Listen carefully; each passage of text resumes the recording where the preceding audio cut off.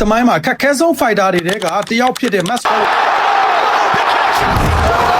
Max Holloway အမေရိကန်နိုင်ငံဟာဝါဒီကနေ UFC ကိုဝင်ရောက်လာခဲ့ပြီးအဲဒီကလေးကခက်ခဲများစွာကိုဖျက်ဆီးလာခဲ့ရတဲ့ fighter တယောက်ဖြစ်ပါတယ်။ဒါပေမဲ့ဘယ်တော့မှရှုံးမပေးခဲ့ပဲသူ့ရဲ့မရက်မနာဖိအားပေးတဲ့တိုက်ခိုက်ပုံတွေအံ့ဩစရာခံနိုင်ရကောင်းပုံတွေနဲ့အမျက်ဖြိုပြနိုင်တဲ့ပွဲစဉ်တွေကြောင့် UFC ရဲ့ကြော်ကြားဆုံး fighter တယောက်ဖြစ်လာခဲ့ပါတယ်။သူဟာ featherweight champion ဟောင်းတယောက်ဖြစ်တယ်လို့ UFC သမိုင်းမှာအထင်ကရမှတ်တမ်းများစွာလည်းပိုင်ဆိုင်ထားပါတယ်။ Max Holloway ဆိုတာအနိုင်ရရင်ဖြစ်ဖြစ်အရှုံးရရင်ဖြစ်ဖြစ်နောက်တစ်ပွဲအတွက်မြဲပြန်ထလာတတ်တဲ့စက်တီတော်တယောက်ပါအခုတော့ပရိသတ်တွေစောင့်မျှော်နေတဲ့ပွဲကြီးတစ်ပွဲကရောက်ရှိလာခဲ့ပါပြီ73နှစ်ကြာပြီးတဲ့အချိန်မှာ Max Holloway ဟာ Conor McGregor နဲ့ rematch ပွဲပြန်လည်ထိုးသက်တော့မှာဖြစ်ပါတယ်။ဒါတော့ခုနှစ်တုန်းက Neil Sloan ဟာအခုလောက်ထိနာမည်မကြီးသေးတဲ့လူငယ် fighter တွေဖြစ်ခဲ့ကြပေမဲ့ဒီနေ့မှာတော့ UFC ရဲ့သမိုင်းဝင်ချယ်ပွဲ2ယောက်ဖြစ်ပြန်လည်တွေ့ဆုံကြတာဖြစ်ပါတယ်။ Conor McGregor ကအနားယူခဲ့တဲ့ကာလအပြီးအောင်ပွဲနဲ့ပြန်လာခြင်းနေတယ်လို့ Max Holloway ကလည်းပေါင်းများစွာအကြာအတိတ်ရလက်ကိုပြန်လည်ပြောင်းလဲနိုင်ဖို့အခွင့်အရေးကိုရလာခဲ့ပါတယ်။ဒီ